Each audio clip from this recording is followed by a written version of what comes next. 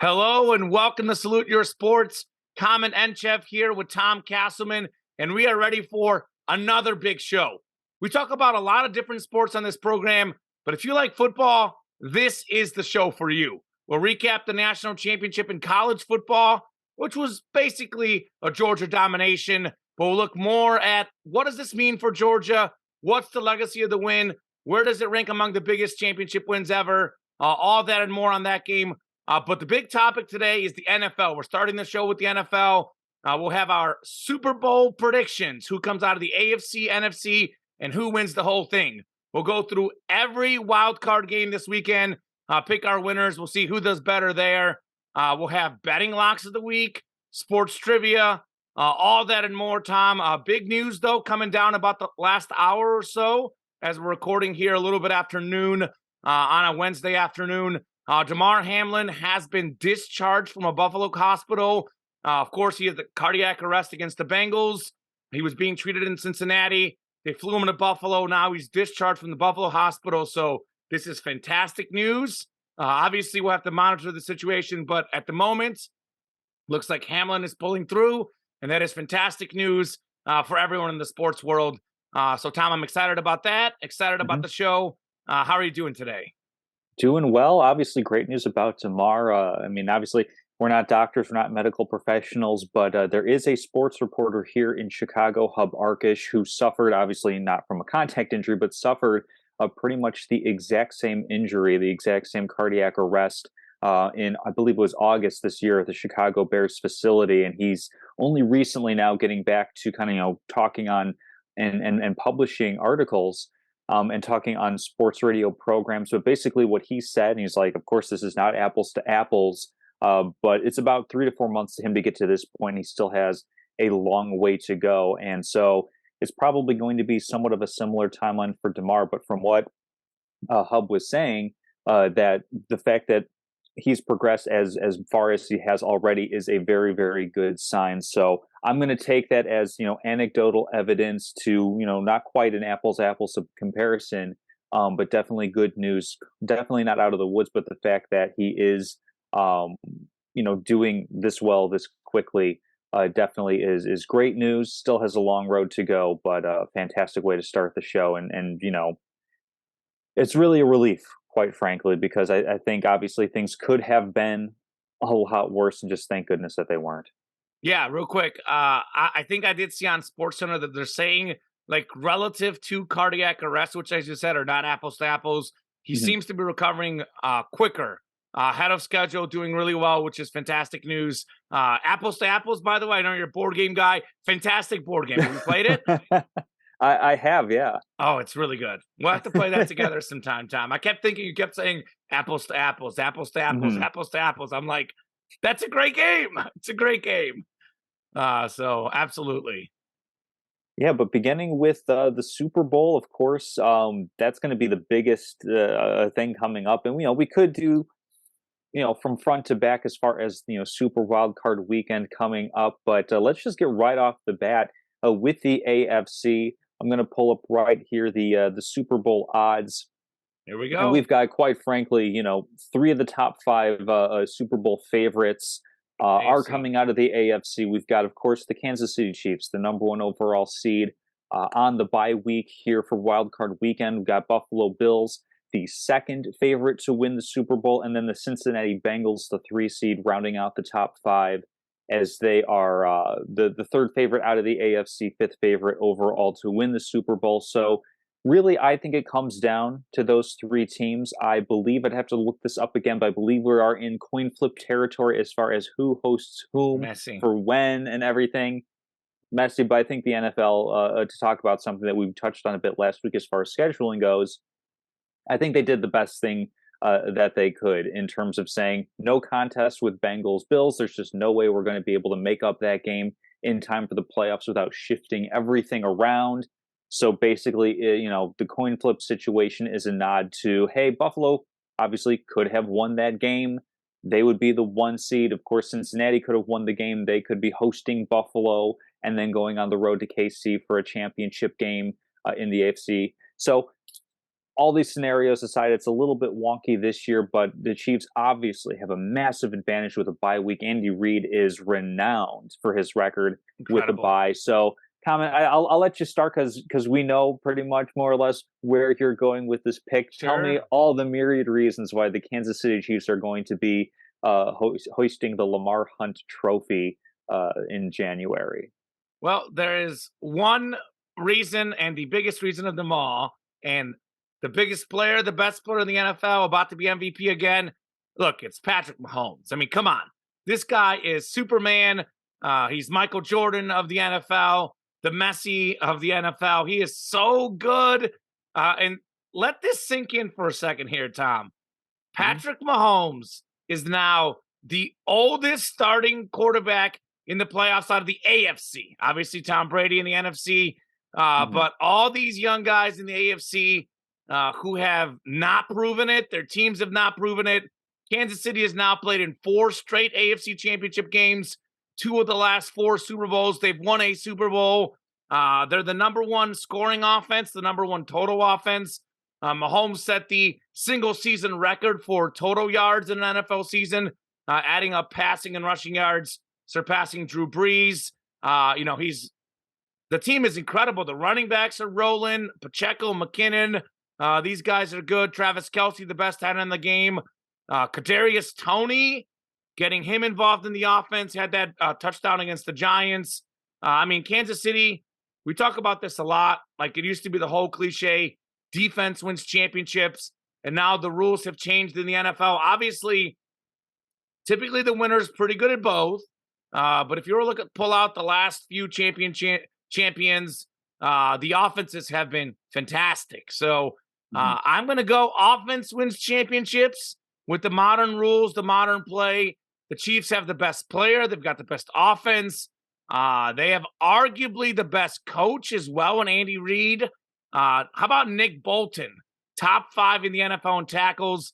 A guy that used to cover at Mizzou, a guy that was on the practice squad his freshman year. He wasn't a 4-star, wasn't a 5-star recruit. He's out there helping lead that defense. So, look, Kansas City's got Buffalo's number. Until Buffalo beats Kansas City in the playoffs, I got to pick the Chiefs coming out of the AFC. My one concern is the Bengals, though. They do have the Chiefs number. So actually, as a Chiefs, you could call me a supporter. I know we try to be unbiased on this Mhm. show, but you know that I like the Chiefs.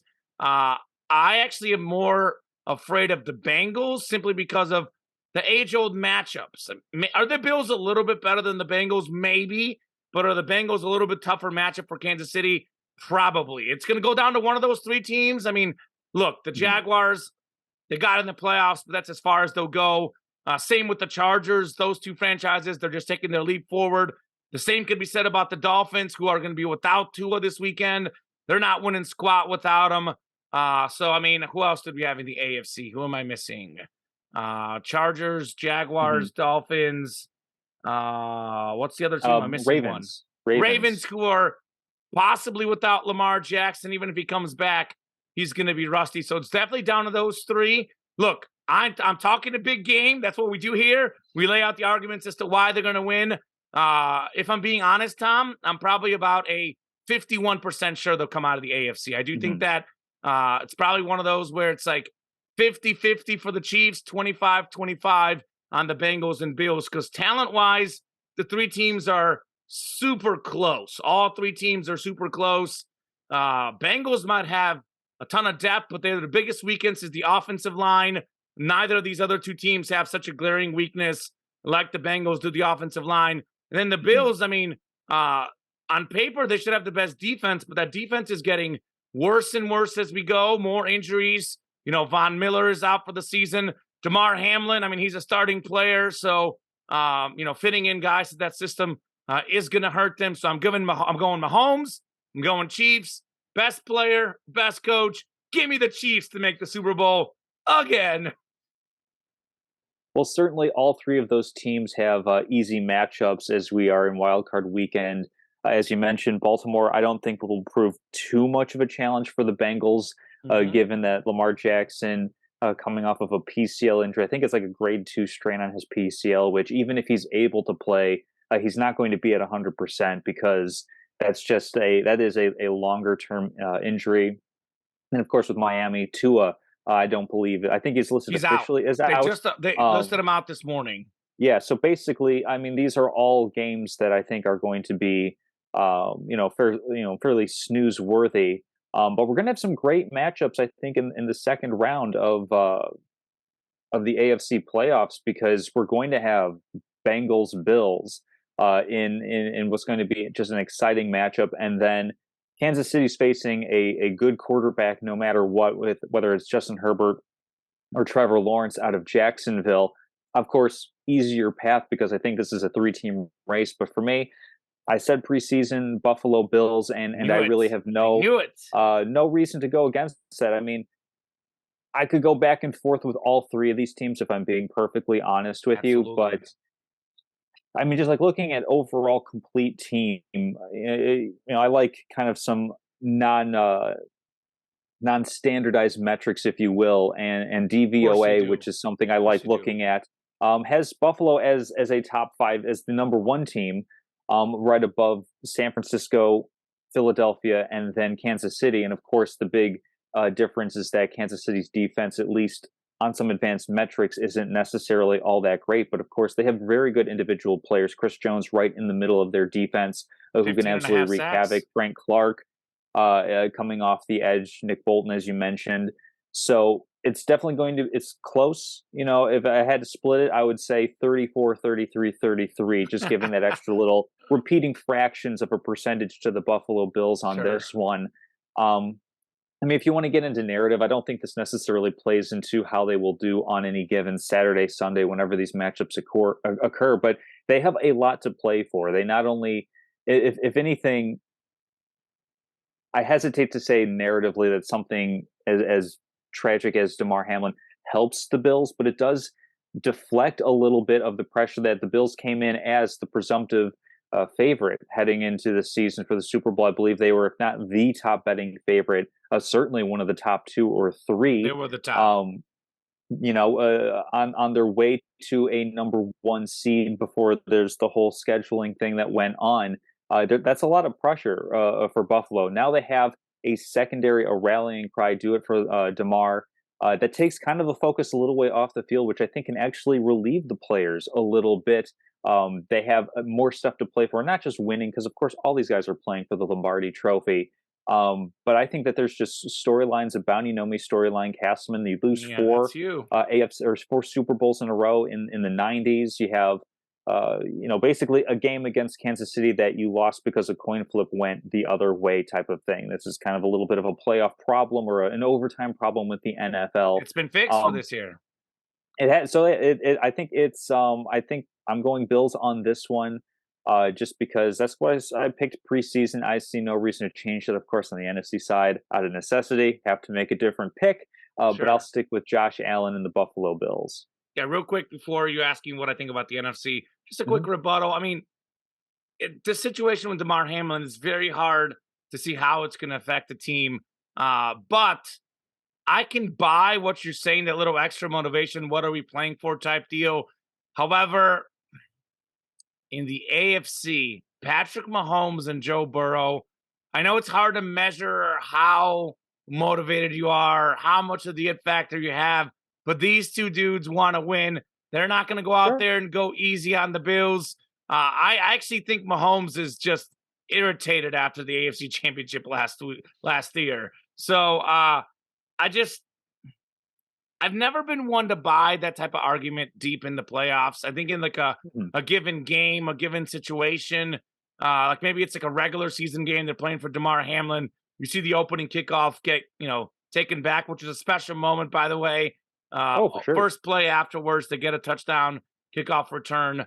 But I think that the Chiefs and Bengals are also super motivated. Of course, yeah.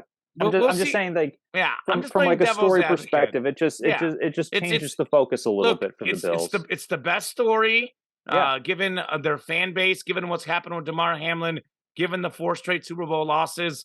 Like, if the Chiefs lose, I'm going to cheer for the Bills to win this whole thing. So I get it, but I heard someone else. I've heard people make that argument. I I just want to put it out there that Mahomes and Burrow, these guys are pretty fired up, and I just don't buy that argument in this case that that's going to give them that extra juice just because I think there's plenty of juice in Kansas City and Cincinnati's locker rooms as well. But we'll see. We'll see. Of course, yeah. Yeah, so on the NFC side of things, the Philadelphia Eagles win the last game of the regular season to secure a bye week for themselves over a New York Giants team that, with not a lot to play for, they were locked in as the sixth seed, rested a number of their starters. So Philadelphia is on the bye. We've got San Francisco, the second seed, hosting the Seattle Seahawks, Minnesota hosting the Giants, and Tampa Bay hosting the Dallas Cowboys. Now, in this conference, I think it's a little bit, more of a coin flip type of pick for the NFC champion. I think really it comes down to one of these top two seeds, either Philadelphia Eagles or San Francisco 49ers, teams that are really balanced as far as a run-pass attack. Of course, San Francisco skewing a little bit more run-heavy given injuries to not one but two quarterbacks this season. Both teams play outstanding defense and have a lot of talent and depth on that side of the ball. Common, do you think one of these two teams is going to be representing the NFC in the Super Bowl this year, or do you see some kind of upset a little farther down in the ranks? Look, anything is possible, as to steal a term from Kevin Garnett. Anything is possible. We know the talent the Cowboys possess.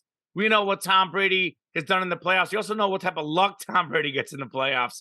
So, I mean, look, the Cowboys and Bucks, I don't think you can completely discount those two teams. But realistically, yes, it's a two-team race. I agree with you. That's what I have written down. Two favorites there. I do actually think that, I did pick the Bucks preseason, by the way, but I'm not going to stick with that one. I had Chiefs Bucks Super Bowl with the Chiefs winning. So both my picks, both division winners, technically, both hosting playoff games. The Chiefs next week, the Bucks this week. But I think that this is a two-team race. And actually, this is the weird thing about the 49ers. Brock Purdy has been very, very good. You mentioned those top 5 Super Bowl favorites. If we were to take the top 5 NFL teams in the NFL right now and take out the quarterback, the 49ers are the best team in the NFL. Just that, as good as Brock Purdy's been, we know that Mahomes is better. We know Josh Allen's better. We know Joe Burrow's better. We know Jalen Hurts is better. Those are probably the 4 best quarterbacks in the NFL at this stage. But you look at the defense, San Francisco, number 1 total defense, number 1 scoring defense. Nick Bosa, maybe the defensive player of the year, the sack machine. Fred Warner, the great linebacker. They're so good defensively. But their offense is also really good.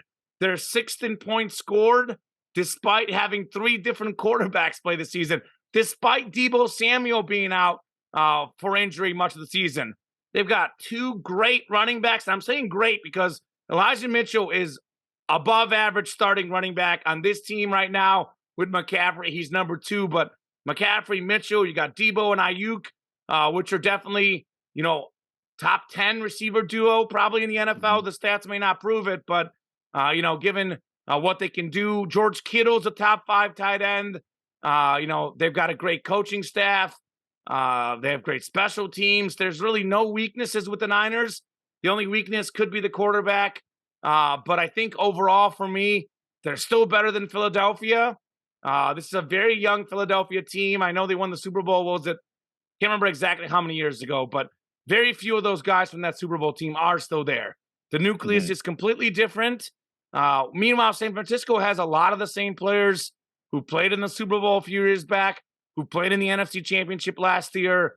Even though Brock Purdy, Mr. Irrelevant, last pick in the NFL draft last year, may not have that experience, the guys around them do. So also, Philadelphia did struggle down the stretch. I'm not 100% sure Jalen Hurts is even 100%. And actually, I'll be honest with you, maybe this is my gut talking. Maybe it's the fact that, like I've been saying, their team is great. As a Kansas City Chiefs fan, I actually think the Chiefs have a harder time against the 49ers than they do against the Bills or Bengals. Like if I was listing Super Bowl favorites, I would go Chiefs 1, Niners 2. And when we get to the Bills Bengals pick, I still don't know what I'm going to do. But those are 3 and 4, and Philly's 5 for me. So I'm going to pick San Francisco coming out of the NFC. I do think outside chance for the Bucs and Cowboys to make a run, but realistically, it is probably a 2-team race. I think the Giants and Vikings, I'm not taking those teams seriously. I'm sorry. I'm just not going to do it. So give me the Niners to come out of the NFC. Yeah, I'm going to go ahead and take the favorite in this one. I'm going to go chalk with the Philadelphia Eagles. Jalen Hurts, obviously he's coming off of a shoulder injury, was able to play, was healthy enough to play last week, of course, with the bye week.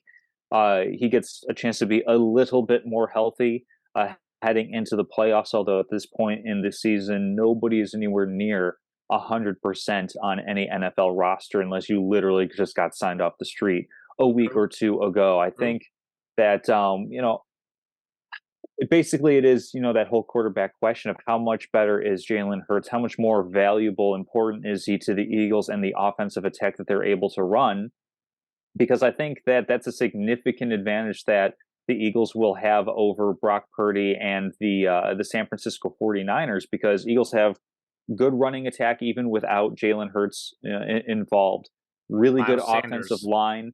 They have and they have a really good receiver. So it's the sort of thing where Jalen Hurts is healthy enough to be really effective, running, and just as importantly, if not more so, throwing the football.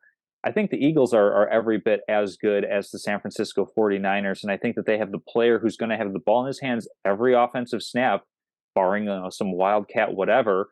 That's going to be the significant edge. That's going to be the differentiating factor, and this is going to be the season where obviously we've seen Jalen Hurts make jumps from rookie to second to now third year in the league. This is the next big step. I mean, we weren't really expecting a whole lot out of the Eagles last year when they went into Tampa against a Buccaneers team that is far more polished last year than it is this year, with a team that didn't have as many weapons as it has now. Jalen Hurts' first playoff experience.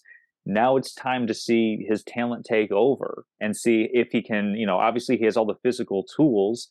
Can he, maintain that fortitude? Obviously, big time player at the college level for Alabama and Oklahoma. Now it's time for him to prove it at the NFL level. I think that this is the year that he does that. But of course, it's going to be a crucible for him because you're probably going between either a tough Dallas defense and a tough Tampa Bay defense. And then, of course, you have a tough 49ers defense just to get to the Super Bowl. So Eagles have a lot of roadblocks ahead of them, but they just have so much talent at all different skill positions on the offense, a great offensive line, and really good talent and depth on defense. Like, that's pretty much all the pieces that you need. The question is Jalen Hurts. And I will say questions also a bit on Nick Sirianni as the head coach. Obviously, we've seen Kyle Shanahan reach a Super Bowl as a head coach with the 49ers a couple of years back.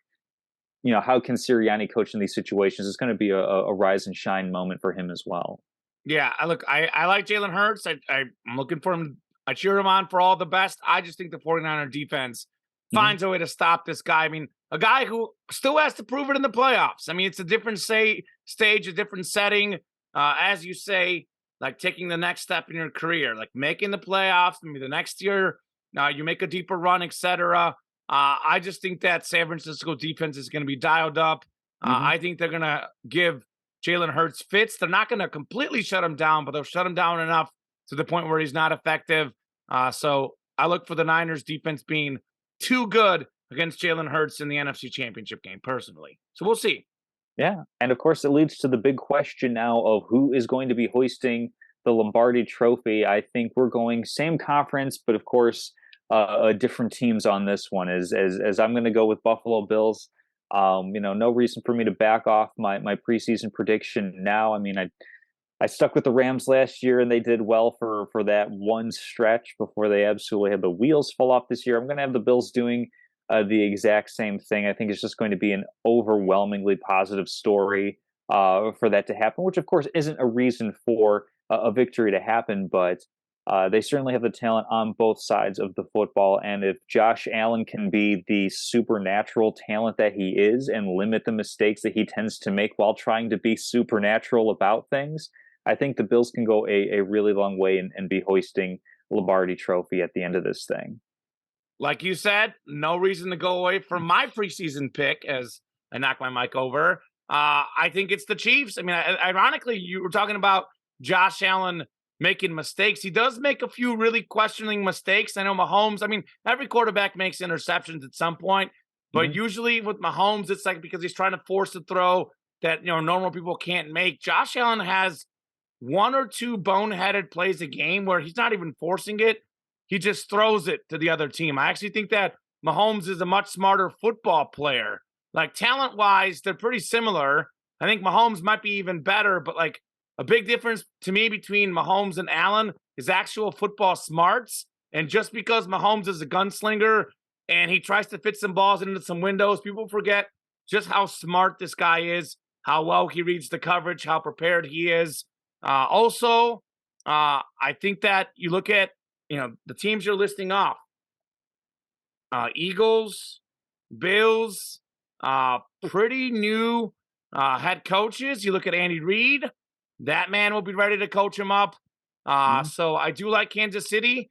I actually like a rematch of the last time Kansas City won the Super Bowl, Chiefs and Niners. And again, I know I said that Brock Purdy, the team around him is so good, but the gap between Brock Purdy and Jalen Hurts is not as massive as the gap between Mahomes and Purdy. I mean, like, obviously Jalen Hurts, clearly better than Brock Purdy, but we're looking at, the best quarterback in the NFL, maybe the best quarterback of all time, pure talent and ability, Patrick Mahomes against Brock Purdy.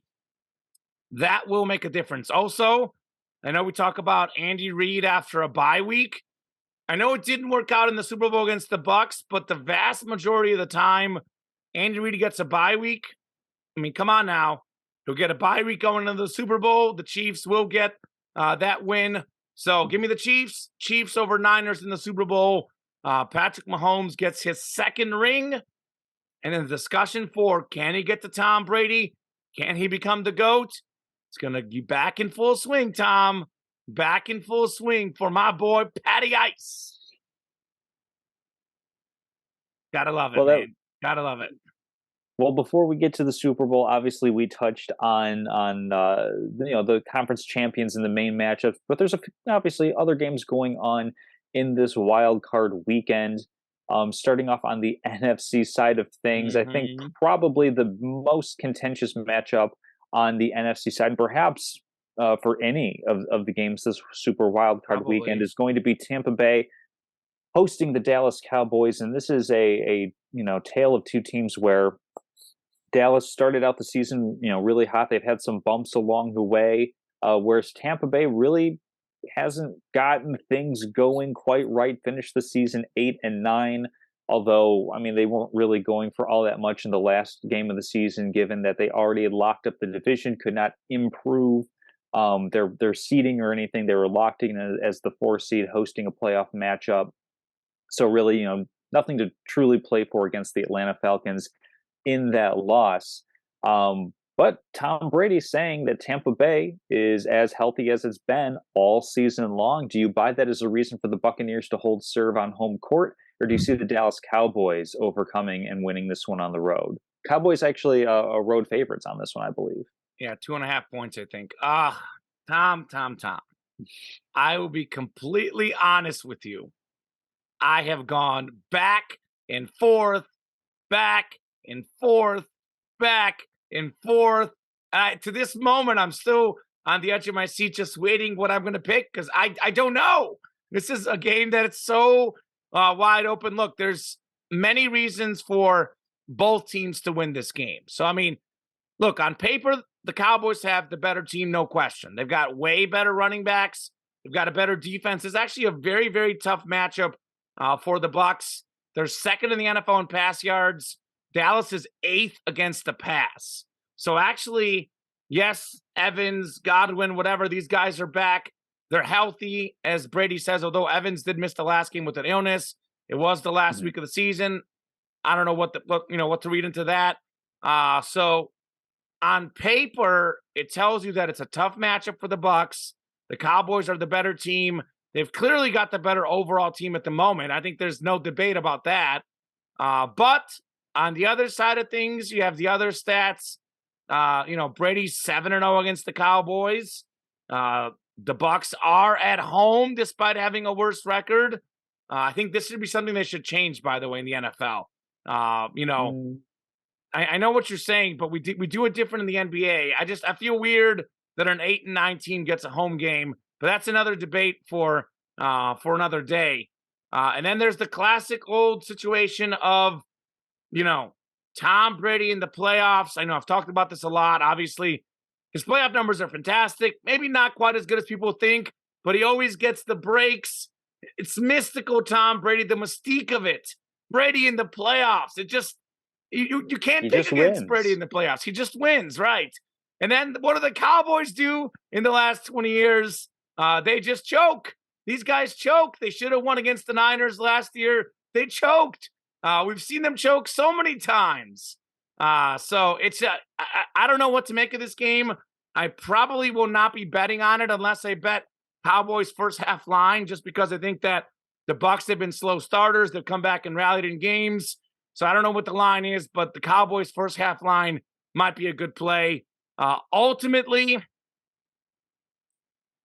with very little confidence, I'm going to pick Dallas. Look, they've got 467 points this year. Tampa just 313. The Bucs are minus 45 point differential. The Cowboys are plus 125. They've got better players across the board.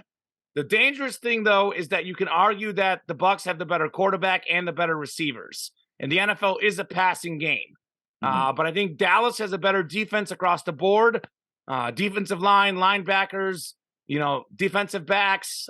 They've got clearly a better offensive line by a mile. I mean, the Bucs offensive line has had injuries. They've been arguably the worst running team in the NFL. So Dallas has a better complete team. It's the whole age-old argument. Like, who's got the better team? It's clearly Dallas. Maybe who's got the matchups within the matchups? That's a debate right there. Who's got the it factor? That's a debate right there for Tampa. But I'm going to have to pick Dallas simply on the basis that they are the better football team. They should win. Does not mean they Mhm. will, though. Yeah, for me, I'm going to go with the Tampa Bay I knew Buccaneers it. on this I one. knew I'm it. going with the home team. I mean, like looking at the defense, I know that it's a rather simplistic metric, but 58 points against for Tampa Bay, 342 points against for the Dallas Cowboys. So on the whole, as far as keeping people out of the end zone, they're more or less the same. The biggest difference has been offense this year with a banged up offensive line just kind of being out of sync. I know this is a story from a little while ago, but obviously there was a lot of turmoil going on in Tom Brady's personal life earlier in the season. Sure. How much does that impact his ability to focus and execute on the field? Obviously you never want to say, "Oh, it's a good thing that he's ditched the old ball and chain, so he can now focus on the one thing that's important, football." But I think that the Buccaneers are It's coming true, together though. a little bit. Chris Godwin Like for him. is probably as healthy as he's ever been. I know he's coming off of a significant knee injury that he suffered at the end of last season. Took a while to get into the swing of things this year, and of course, Mike Evans is always just a really talented guy. So I'm going to go with the Buccaneers because, quite frankly, I can't trust Mike McCarthy for the Dallas Cowboys. I True. can't trust the preparation that they have going into the game, how to manage a 2 minute situation. Of course, Dallas should have learned from what happened last year with that, let's decide to, run the ball for 11 yards, try to spike it, clock hits triple zeros, game's over pretty much. That's a scenario that if the Cowboys have not been drilling on and practicing on Sure. since they first got to camp, that alone should cost Mike McCarthy his job. Um, the man has one Super Bowl ring with a transcendent Aaron Rodgers season. Some would argue he ought to have more given the number of good seasons that the Packers had, high seeds that the Packers had, Sure. and simply, the teams that he coaches seem to just make more mistakes. Todd Bowles, of course, I mean, give him a Has little bit not of a been good mulligan. this year, though. He He's hasn't. It not been hasn't good been this great this year. year for Tampa No. Bay.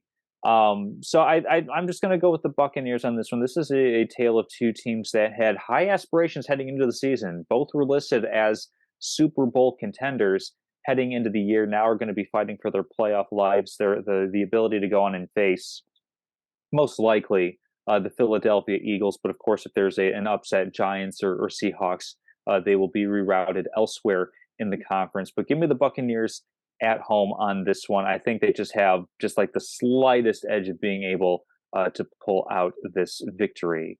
Yeah, and Speaking, Tom, one oh, real quick one. mhm, Just popped in my head. The Eagles, I know you're picking them to win, but the Eagles would play likely the Bucks or Cowboys, right? mhm. Those teams have had their number the last few years. So just putting it out there, Yeah, not it's more reason to feel better on the Niners on my part. brand new season. Okay. Moving to the Vikings and the Giants, the 3-6 matchup out of the Oh my gosh. NFC. A tale of two teams with, albeit single digits, two teams with negative point differentials on the Mhm. season. You can kind of explain that away a little bit for the New York Giants, as they are the sixth seed in the conference, finishing the season with a record of 9-7-1. But I don't know what that says about a 13-4 Vikings team that gave up three more points than they scored on the season, facing a couple of different blowouts to some pretty talented teams. I know there's that game against the Eagles. Granted, that's all the way back in September, so you can't really take all too much from that. Losing 40-3 to the Dallas Cowboys in the middle of the year. Okay, another tough NFC team. Let's see. The Detroit Lions decided to put up an 11-point win on them. And then, of course, Green Bay blowing out the Vikings as well. The good news is that three out of those four losses were on the road. Vikings are at home, where they had that massive loss to the Cowboys. But other than that, cruise through the season. Had a couple Yeah. big wins as well. Do the Vikings advance, or do you think that Brian Daboll, who could be coach of the year, and the Giants are able Should. to pull off an upset?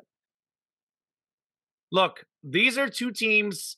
You look at the quarterback position, and one week you're like, look, this is my quarterback for the next 10 years. And the next week you're like, I got to dump this guy right away. Because Kirk Hmm. Cousins and Daniel Jones, I know every person in the world is inconsistent at their job. I know every athlete's inconsistent. But when I'm thinking of the most inconsistent players in the NFL, I think of Kirk Cousins and Daniel Jones. I mean, these guys, Daniel Jones had the single best QBR rated game in the NFL this season, by the way. He's also had some games, granted, with not very good targets, but he's just thrown the ball to the other team. Kirk Cousins, exact same thing. He might put up 350 yards and 4 touchdowns and get a crazy comeback win the next week. He throws 3 picks to the other team. So, I mean, it's like, I don't know what to expect from either quarterback. It might be great. It might be terrible. I mean, you look at what they've done. Kirk Cousins certainly above average overall, but you just don't know which Kirk you're going to get. You don't know Mhm. what Daniel Jones you're going to get. So it's a weird matchup. Minnesota clearly has a more explosive offense. The Giants have a better defense. Vikings won the matchup 27-24 on a 61-yard field goal a few weeks back. I'm going to pick Minnesota because they're 8-1 at home. They're 11-0 in one-score games this year. So this should be a one-score game. Should be a close game. Minnesota at home has done it all season. I'm going to pick Mhm. the Vikings to win a close one. Justin Jefferson, maybe the most talented player on the field, although Saquon Barkley is great as well. But Minnesota has way, way, way, way, way, way better receivers in this game. I mean, they have way more explosiveness. So I think that the Giants, I mean, Saquon's going to have to play the game of his life. If he does, they have a chance. Daniel Jones is going to have to run the ball a lot. That'll give him a chance. But I think that the Vikings at home proved to be too tough. So very good at home, very good in close games. Although the Giants have been good in close games too, but not Mhm. quite Minnesota level, 11-0 in one-score games. So actually, it's a 3-point line. I think if you were to bet this game, you might get a push because I think it totally could go either way. That spread is very fair, I'll say, in this game. Yeah, you say 11-0 in one score games. That's a really good sign. I say having 11 one score games when you're a 13-4 team screams a little bit of variance to me, and variance tilting in your favor. I'm gonna go with Vikings in this one simply because they lucked, or whatever you want to call it, their way into getting a perfect first round matchup where the weakness of this team is defense, giving up 427 points on the season, and they're going up against a team where, Brian Dable has a mostly offensive background as far as his experience in football, but doesn't necessarily have a great quarterback with Daniel Jones, doesn't really have much in the receiving core. That's something that the Giants have been struggling with all season long. So yeah, this one, I think, yeah, probably about a rematch of what they had in Minnesota. I think this is going to be a close game. It certainly wouldn't surprise me if the Giants won. I'm Agreed. saying Vikings, if we're putting percentages, 55-45, a type of split on Vikings to Giants. This is the sort of thing that if the Vikings were hosting, say, the Seahawks, probably I very well could go Seattle in that matchup. It's just that I think the Giants got out to a really strong start on the season as far as record goes, but looking at kind of how they were winning some of those games, going for a 2-point conversion. Obviously, that's clearly, if you don't convert on one play, the game's over, you lose. And I think they would be missing the playoffs in that scenario. Yep. So I think that's the sort of thing where Giants got in by making some good calls, by executing in really, really key moments. But certainly on a talent perspective, I think there is more on offense for the Vikings, and that's what's going to power them to victory in this one.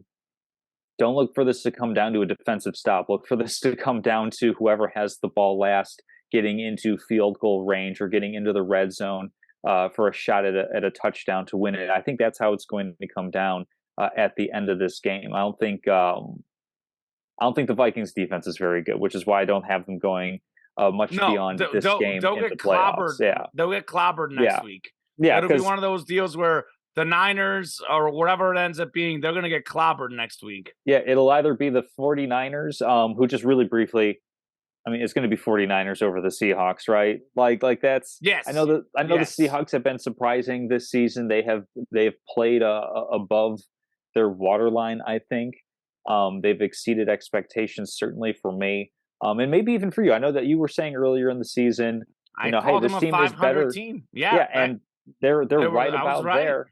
And just lo and behold, 500 is enough to get this team into the playoffs. Obviously, over 500, barely. Well, yeah, yes. by that odd game that we are now having in the 17-game season.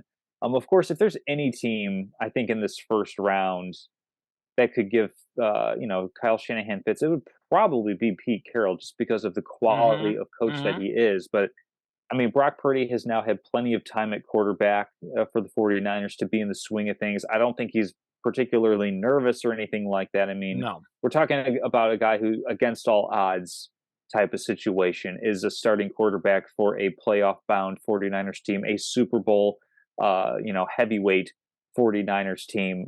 I think that San Francisco advances pretty easily out of this wild card round. Oh, look, I'm going to pick the Niners. I don't know if I'm going to say, I'm very confident they'll win, but I'm not so sure it's going to be easy, just because they won the earlier game 27-7. The second game was 21-13, a lot closer. Seattle has not scored a lot of points against the Niners defense, but really no one has. So, San Francisco definitely is the favorite, but as they say, it's hard to beat a team 3 times in a season. Very hard. We saw that actually in the NFC Championship game last year. The Niners had already beaten the Rams twice, I think, in the regular season. And the third time around is very hard. That's happened with the Bucs and Saints in recent years. So I am picking the Niners just because they clearly have a significantly better defense than Seattle. Significantly better defense. But Pete Carroll is a great coach. He's done this in the playoffs before. Maybe it's a little tease to the betting locks of the week, but that point spread at 10 points feels a little bit high, Tom. Feels a little bit high. I think this might be possibly a 1-score game, but one of these 1-score games where San Fran's leading the whole way and they're running the clock out, to win by 7 or something. Not where the Seattle's driving late looking for the game-tying score. That's kind of how I'm looking at this game. San Francisco wins, but I'm not convinced it's going to be super, super easy. I think the Bengals will have an easier way, the AFC in their game.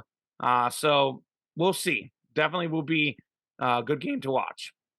Absolutely. Moving to the AFC side of things, pretty much, I think the most intriguing wild card matchup on that side of the card is going to be the Chargers in Jacksonville against the Jaguars, just like everybody predicted at the beginning of the season. Absolutely. Jacksonville winning the division with a 9-8 record over the Titans in that last game of the year for them on a Saturday. Battle of two really good young quarterbacks, drafted a year apart. Justin Herbert, fantastic for the Chargers. And then Trevor Lawrence also coming on late, really kind of getting his feet under him as he is in the second year of his career. And toward the second half of the season, putting up really, really nice numbers, could be indicative of where his trajectory is going forward. So for these guys, both of them in the playoffs for the first time. So obviously, neither of them has an experience advantage or anything along the lines. Both have really good running backs to support them, pretty good receiving cores as well, and a couple of good head coaches, I think. I really like Doug Peterson. I really like Brandon Staley. Yeah. So, Common, this feels pretty evenly matched to me. Where are you going on this one? Definitely evenly matched. I mean, there's two games that I think are tough to pick this week. I don't know which one's tougher, Cowboys, Bucks, or Chargers, Jaguars. I think the betting spread is like one's more fun to think about, though. Yeah, one's more fun to think about. This, I think it's like even. I know it's moved around, but it was even at some point. Whatever it is now, it's either even or 1 point, which is indicative of what Vegas thinks as well. So it's a tough game to pick. I'm going back and forth. Look, the Jaguars did beat the Chargers 38-10 earlier this season, but that was the Chargers without Keenan Allen. That was a much more banged up Chargers team. They're getting healthier as the season goes on. So neither of these franchises are very good. I mean, neither has won a Super Bowl ever. I think the Chargers might have made one Super Bowl, maybe. I know Jacksonville hasn't been around as long, but these are two of the losingest franchises, rather. So both young quarterbacks, both have good running backs, both have decent defenses. I'm going to go with the Chargers because I think that Herbert, one, is still a little bit better at this point than Trevor Lawrence, and two, he has better receivers. I know you mentioned, I think the Jaguar receivers are pretty average. They're not terrible. They're young. They're on the way up. But you look at Keenan Allen and Mike Williams, that's one of the better 1-2 duos in the NFL. So I simply think that the Chargers are more explosive. They've got better weapons on the outside. For that reason, I'll pick the Chargers. I don't really read too much into that 38-10 score. I think with both of these teams, we've learned they're very inconsistent. And the Chargers were doing much worse earlier this year. I mean, so were the Jaguars, but it's a way different Charger team.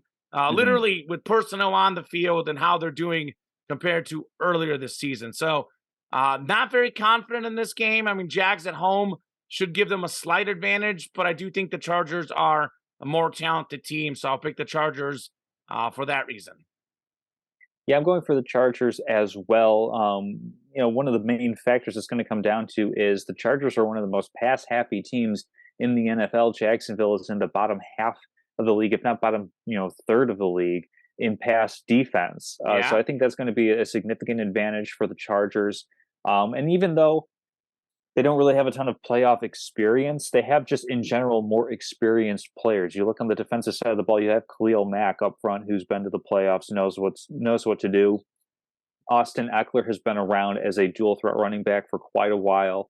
Whereas it kind of just feels like everybody on the Jaguar side of things is a little bit young, with the exception of their Super Bowl winning head coach, Doug Peterson. So I think this is going to be something where I give a slight edge to the Chargers. But I'm just really hoping for a really, really fun game where we get to see both of these quarterbacks shine. I think that other matchup, the Buccaneers and the Cowboys, is going to feel kind of just grimy to watch because it's going to be like, why aren't both of these teams better? Why do these teams earlier this season? The Bucs. Why do these teams feel disappointing? Why do I feel disappointed watching NFL playoff football? Whereas I think this is going to be a really fun, really exciting matchup.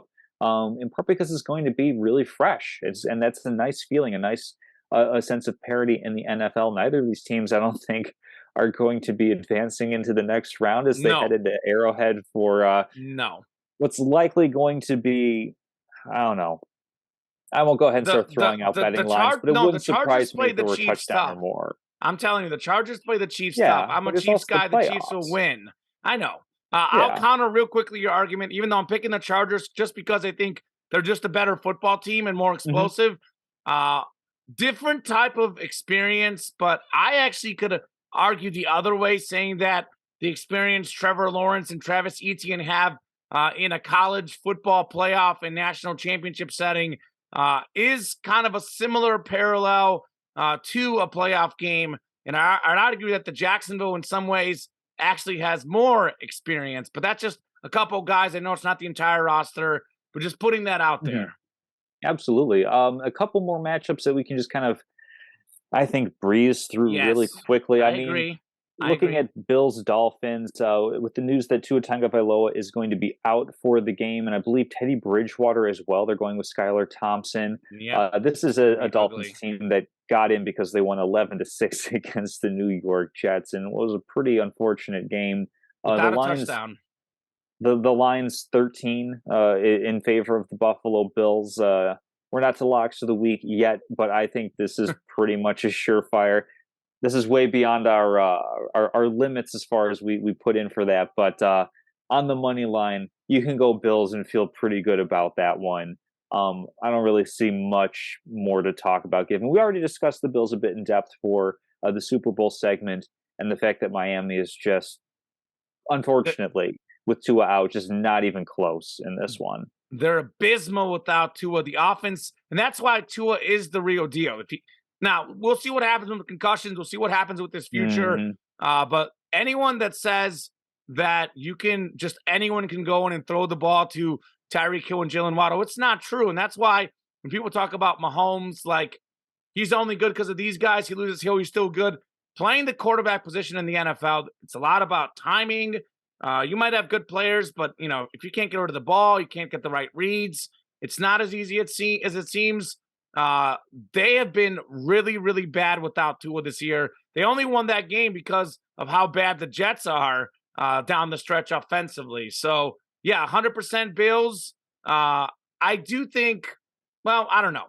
13-point spread could go either way. I actually can see Miami somehow covering, but there's no Mhm. way they're winning the game. No way Yeah. whatsoever. And honestly, Tom, just getting straight into it, I feel the same way about the next game. I think that the Bengals and Bills, excuse me, Bengals and Ravens, kind of like what you said about the Jaguars and Chargers game. Cincinnati, one of the best passing teams in the league. Baltimore, one of the worst pass defenses in the league. So very tough matchup for the Ravens. Lamar Jackson, obviously, they still haven't said whether he'll play or not, but they've kind of been saying this for weeks. My gut says Mhm. he won't play. And if he does play, how healthy is this guy, in this game? So I think the Bengals cruise easily. Might even be having this on the betting locks of the week. But I think, you look at the Bengals, you look at the Bills, you look at the Niners. These are teams that should win pretty comfortably.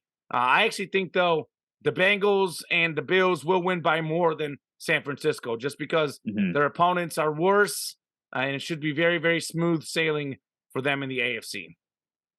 Yeah, it's always going to be, a tough sort of matchup of, divisional rivals. But we saw in just the last week of the season, Ravens and Bengals going against it. It was not close. It was not pretty.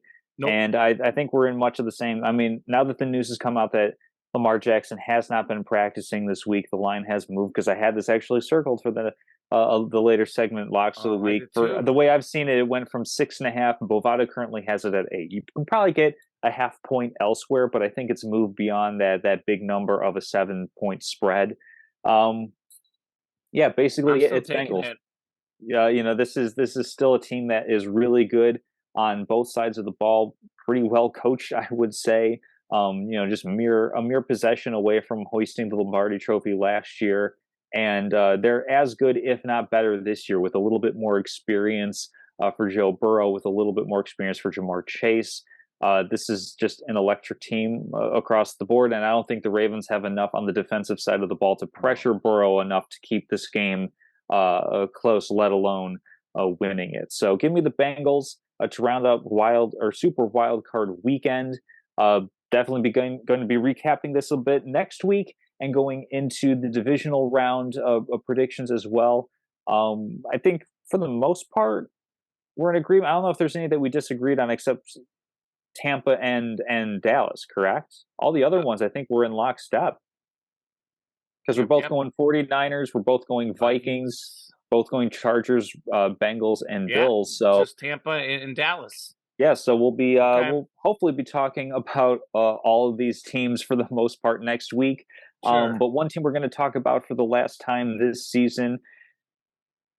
This was a find something else to do with your Monday night type of game. Unless you're betting the over, which did end up being pretty comfortable. And I wasn't sure though, because they didn't call the dogs off.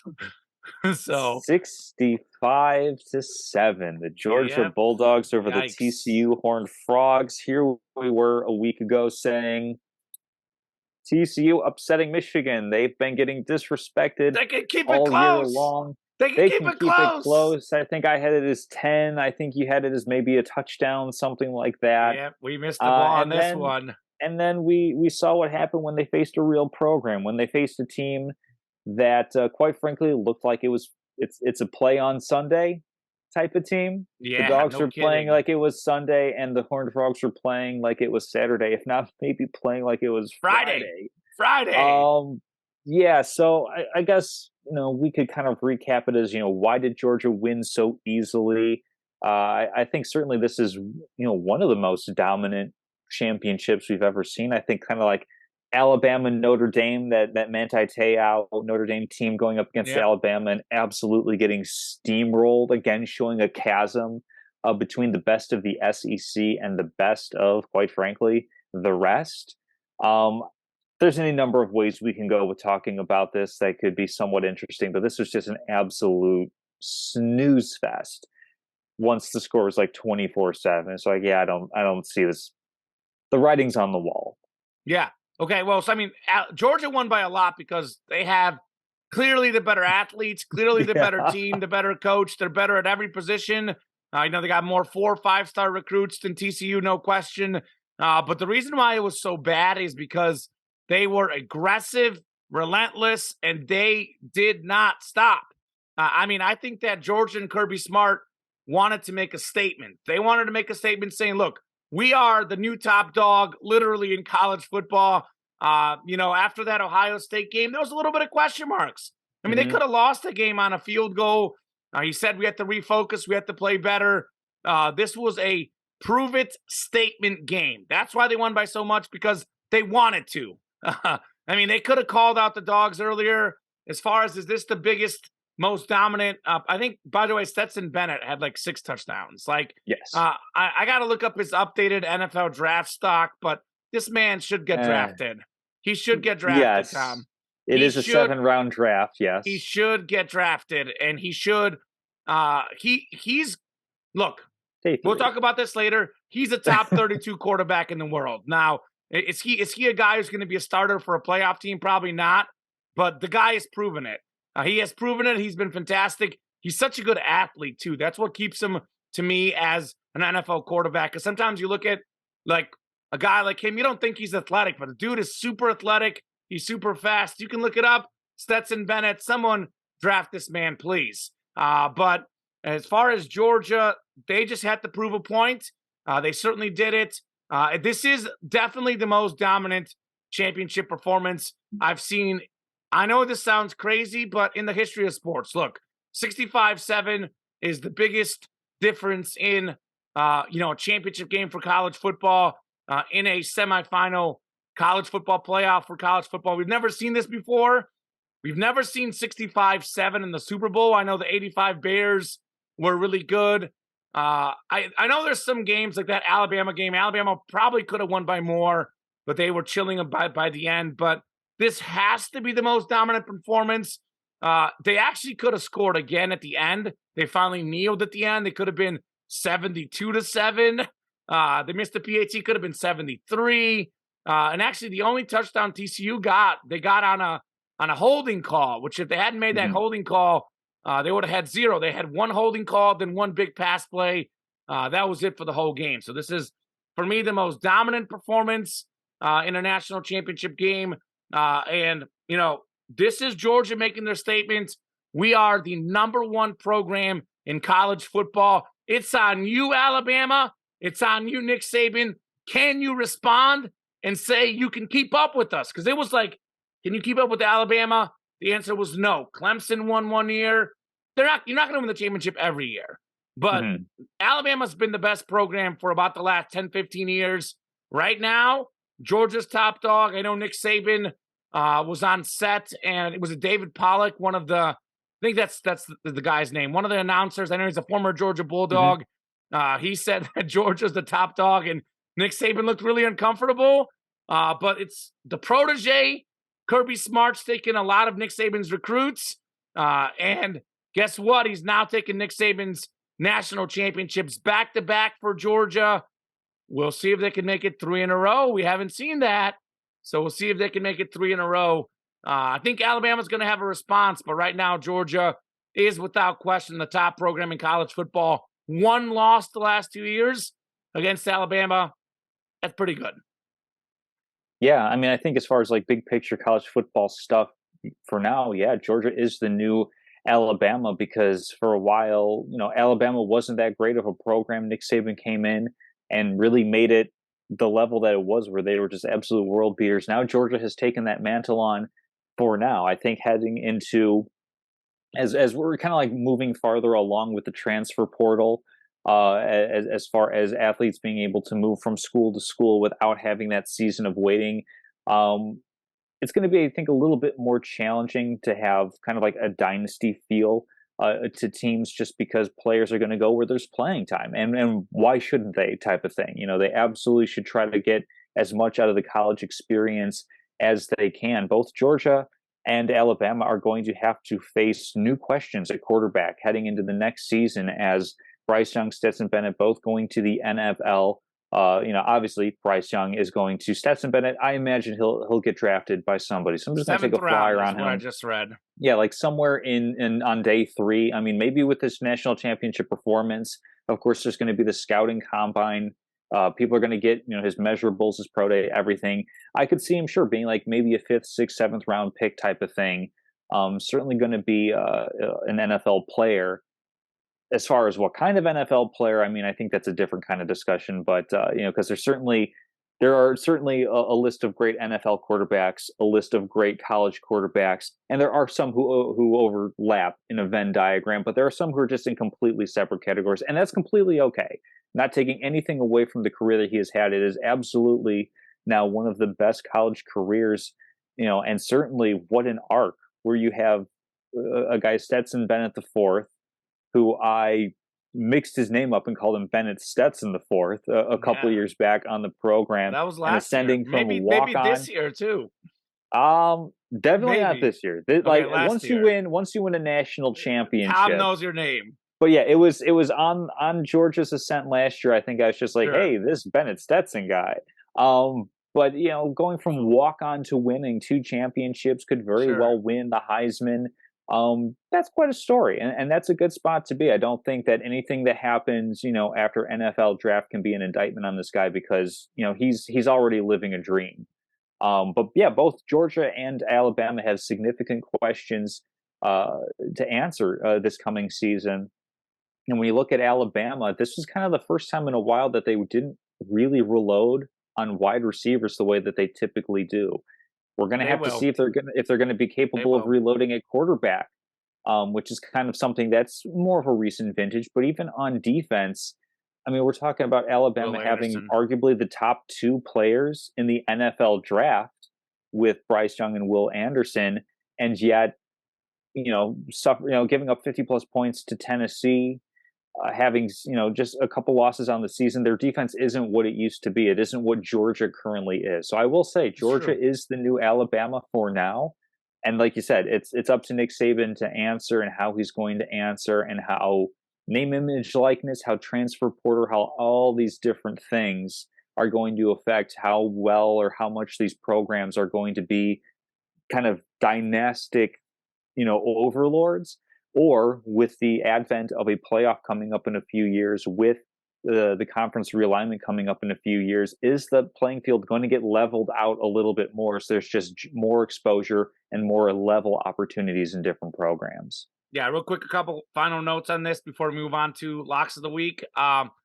Alabama, but not Alabama, I'm going to say Stetson Bennett, 4 college football playoff games. He's been the game MVP every time. So I know we're talking, think about all the NFL talent on the field. Every time he's been the game MVP. Yes, you could argue he's got the best players around him to help him do that. 100% true. But when we're talking about how great of a player he is, 4 times the MVP in those settings. And yeah, you kind of hit it nail on the head. The reason why Georgia's better than Alabama right now is their defense is considerably better overall. Offensively, still pretty comparable teams, but defensively, Georgia, hands down, the better team. They are the top dog right now. We'll see if Alabama answers. Absolutely. So betting locks of the week coming up. I believe as a show we were even at 3-3. Yep. But I'll let you run through the recap really quick, and then we will get to this weekend's locks. I think we're pretty much going to be all NFL on this one. I'm going NFL because, I was doing bad betting NFL, and then I went away from it on the show, and I did great betting NFL last weekend and the one before. So yeah, I can never get the timing right with my picks on the show. But my NFL betting has been better, pretty good the last few weeks. Definitely more wins than losses. So I went with a lot of college because it was the last college game. There was one I completely butchered, TCU covering. That just went wrong. TCU, Georgia over 62.5. That was correct. 65-7, I think it was the final, 72 points. You had that one as well. You had the Jaguars minus 6.5 over the Titans. You were wrong. Jaguars won by just 4. And you had the Texans plus 2.5 against the Colts. Texans winning outright by 1 point on a 2-point play. Lovie Smith, Bears #1 overall pick. I don't want to say anything else about it until the statement of the week. That's your tease right there. I've got a great statement for you this week on that one. And then I did miss the NBA. I had Bulls Nets over 235.5. It was 233, about 25 seconds to go. Nets are down 8. They miss a wide open layup, one that I could have made with my eyes closed, Tom. They get that layup, that's 235. It's a 6-point game. They foul instead. What happens instead? It's an 8-point game, 25 seconds left. They run the clock out. This dude makes the layup. The over hits. What are you doing? Just terrible, man. I got cued beyond belief. I was watching the game. It was on track the first half. It was a crazy scoring first half. Third quarter was low. It was about even. Fourth quarter was looking great. And then it was brick, brick, brick, brick last 2 minutes of the game. Make that layup. The over hits. What are we doing, Nets? Wide open layup, Tom. I'm telling you, wide open, right under the basket. I believe you. It was terrible. Absolutely terrible. So that's how it goes sometimes. What are your locks this week? Well, for this week, the money line is like right at the limit, so I'll go ahead and just take the Chargers minus 1.5, as they will be on the road in Jacksonville. Of course, the line could go ahead and barbecue me. They could win by just a single point, but I think they'll win by a little bit more than that. Give me the Buccaneers and the Cowboys under 45.5. I think both of these defenses are pretty strong, pretty solid. Both offenses, well, yeah, the Cowboys have put up a lot of points. This season has been a bit uneven. And of course, it's playoff time, which means that things are going to be a little bit tighter, a little bit closer. So I'll go ahead and take the under on Monday night. And then I initially did have Bengals minus 6.5. It's up to -8 right now. Mm-hmm. Do it. Just do it. Quite frankly, I don't know if I feel comfortable taking that because... Do it. I do good when you pick the same lock as me. Just do it, Tom. All right, fine. Bengals -8. Let's go. 1.5 of value. Oh, fine. Bengals -8. I'll stick with Tom. it. All right. Bengals -8 over the Ravens now. Since he just beat them 27-16 last game of the season by 11, pretty comfortably. Great pass offense for the Bengals. Bad pass defense for the Ravens. Lamar Jackson looking like he's not going to play, I believe, Tom, in this game. And Probably not. Even if he somehow miraculously plays, the dude is injured. It's going to be ugly. Two teams trending in opposite directions. Cincy with 8 straight wins. Ravens lost 3 of the last 4. Give me the Bengals -8. They should win by double digits. No problem this weekend. More NFL. I'm going the other way. I'm saying that a team's going to keep it close-ish. Big betting spread. Seahawks +10 versus the Niners. I know I've got the Niners winning the game. I've got the Niners making the Super Bowl, but it is hard to beat a team 3 times in the same season. Last time around, Seahawks lost by just 8. Pete Carroll's a great coach. He's going to get his Seahawks inspired. They will have a great scheme, and they'll keep it to under 10 points in this game. Look for like a 7-8 point win, something like that for the Niners. And lastly, I have Giants-Vikings under 48.5 points. I know Minnesota's defense is bad. I know it was 27-24 last game, but it was a 61-yard field goal as time expired. And there was a lot of points scored in that fourth quarter. There was a 2-point conversion the Giants got just to tie up the game. I don't trust Daniel Jones. I don't trust Kirk Cousins in a playoff setting. I think both guys don't play great in this game. 48.5 seems like a pretty high total for two teams that I don't think they're going to put up enough points in this game. I really don't. I know Minnesota's got the offense to do it, but the Giants defense is really good and the Giants offense is not really good. So under has hit more often than not in the NFL. You know how much I hate betting under, but I do like the under here. 48.5 is a pretty high total. Absolutely. Well, to pull the curtain back a little bit on the fourth wall here, we're going to skip over sports trivia. Okay, as I'm going to have to hop back to work. But really quickly on statements of the week, I already know where you're going with this one, but I'll just go really quickly. The Houston Texans are a trash organization. This is an organization that fired David Cooley after one season amidst a whole bunch of scandal where at least one of their personnel gave an NDA for Deshaun Watson to use in his whole sexual abuse, sexual assault, masseuse cases and everything. They go out and they say what they want to do is hire Josh McCown, a guy who has no coaching experience above the high school level. Then Brian Flores sues the NFL, sues multiple teams for discrimination against discriminatory hiring practices and wrongful termination out of Miami. Houston Texans feel pressure. They go ahead and hire Lovie Smith for a season and don't really invest in the football team on the field. Houston goes out, Lovie Smith twisting that dagger just a little bit. He knew he was on the way out as it came out pretty much right after the game on Sunday that Lovie Smith was out after one season at head coach. This is an organization that has given basically just a single year to 2 minority head coaches, fired them both pretty much for no really good reason, because obviously Lovie Smith has coached in a Super Bowl. He has bona fides. And quite frankly, this team that was put on the field for Houston was not very good all season long. So just the Houston Texans are an absolutely awful organization. They're run terribly. They treat their personnel terribly. And good riddance that they got the 2nd overall pick instead of the 1st overall pick. I really like that at the end of the season there, Lovie Smith going for that 2-point conversion, not playing for a tie. He's playing for the season to be over one way or another. And just kind of knowing on the way out that he stuck it to his soon-to-be former employer just makes it all the better. I love it. I 100% agree with everything you said. You've got to get back to work. I got to watch Messi play. The GOAT, Lionel Messi, his first game back since the World Cup, starting in about 2 minutes. So, Tom, I'll have a good transition for you, though. The Texans winning that game gave the Bears the number 1 overall pick. And here's my statement. You have to 100% trade Justin Fields right now. Bye-bye, Justin Fields. Draft Bryce Young, the best quarterback in the NFL, a future Hall of Famer, maybe a top 10 greatest player of all time.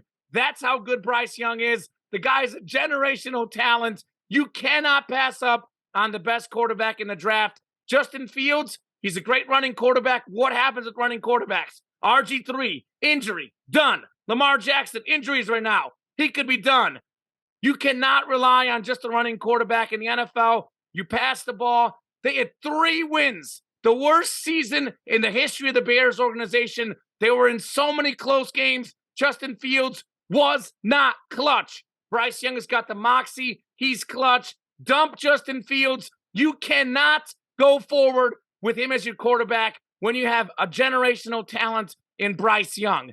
The whole argument you can get a lot for the number one pick. Guess what? You can get a lot by trading Justin Fields. You can get a lot of the same things by trading Justin Fields that you get from the number one pick. Bryce Young is the best player in this draft. He is one of the best QB prospects ever. He's going to have a Hall of Fame career, and the Bears are going to mess this up.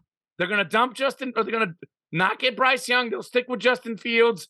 Justin Fields will be decent for 5 to 6 years. They'll win 7 to 8 games once they get things figured out. They won't make the playoffs. They'll have some amazing runs. They'll have some boneheaded picks as well.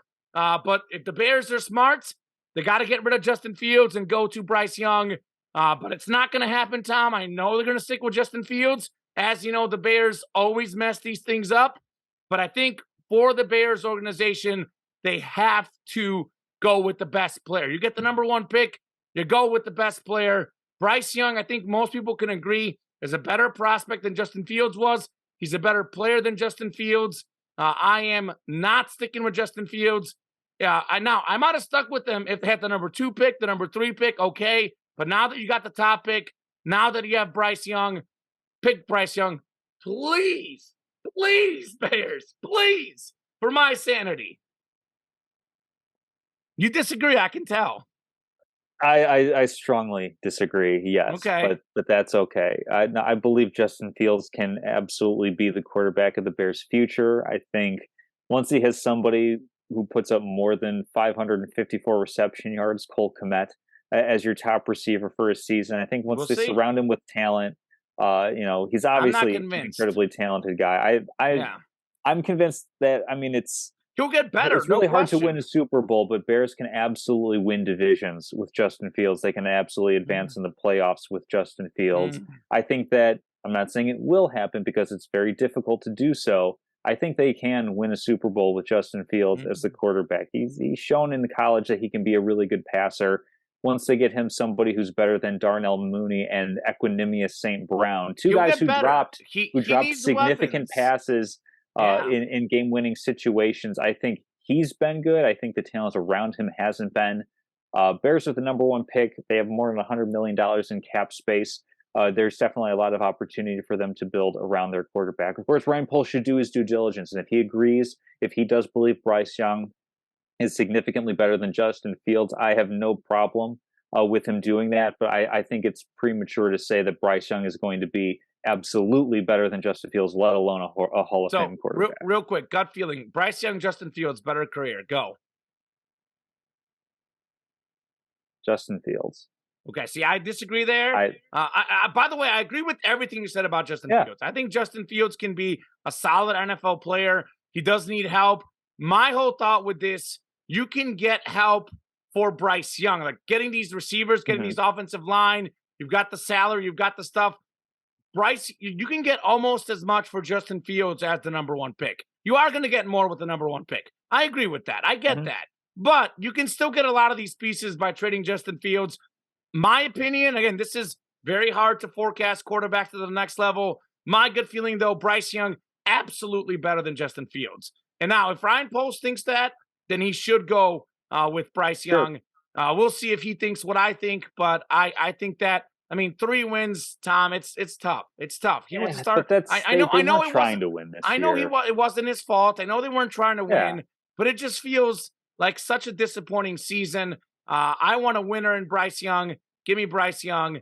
That's what I'm looking for, personally. I agree with you. Fields passed well in college, but I just think Bryce Young is even better. And Bryce Young this season did really well without really good, obviously good receivers, but relative to what he had the previous year, he showed that he could definitely make plays. I'm going to trust the guys that play on Sunday and that talk big game when they go up against Justin Fields. You look at Darius Slay and other players who play against Justin Fields. I'm going to trust their word when they say that he's special. Well, I'll trust the word of Bryce Young being the slam dunk number one pick, whereas Justin Fields was not even a top 10 pick. So we'll see. We'll revisit this in next year. If the Jets were doing it again, do you think they'd take Justin Fields at 2 if we were redoing the draft over Zach Wilson? I think he'd be a top 10 Yes. pick if the Jets weren't stupid. I think so. Yeah. But I think if you had Bryce Young versus Justin Fields right now, I think most teams would take Bryce Young. All right. So, anyways, that'll do it for us. You get back to work. I'll get to watching Messi. We'll see you next week. Thanks again, Tom, on a great show. Thanks to everyone for watching and listening. We'll see you next week.